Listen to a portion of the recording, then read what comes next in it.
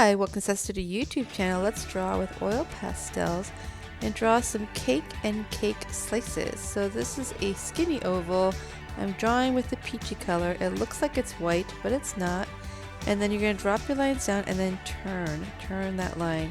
In the middle, technically, you're going to draw a triangle and then drop your line straight down. Okay, now this angle is going to be down here. That's very important. Alright, I'm going to rub this off, erase some lines. You can use an eraser if you have that instead. Don't do this. That's too wide. That's okay. That's flat. That's what everybody does. So make that thin and turn this and you will be successful. Find the center. Okay, now this is the right way. So that's going to drop down and then I'm going to rub that off.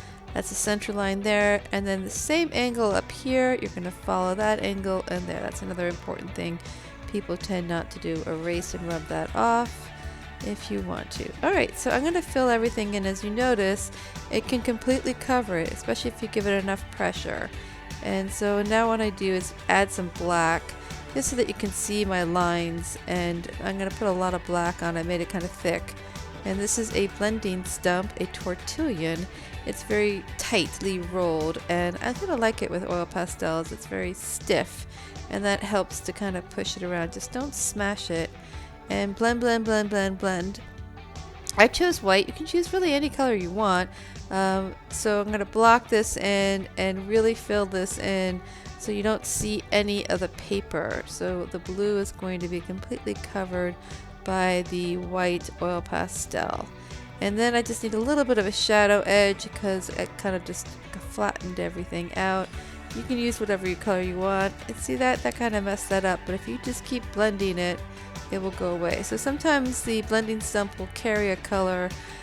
You can either scratch it off with your fingernail or just keep blending or add some more color back over it. So I've chosen pink, and I'm doing the plate, and I'm covering this up pretty thickly, heavily, and filling this in, blocking it in. Great. It's a little bit of red there, and I'm going to blend with the pink just to give it kind of a shadow edge. So I'm going to fill this section in here with brown, pressing down pretty hard, and you can just put some red right on top of it. Just make sure you have that correct angle. It's all the way down. This is parallel perspective, so it's the same angle.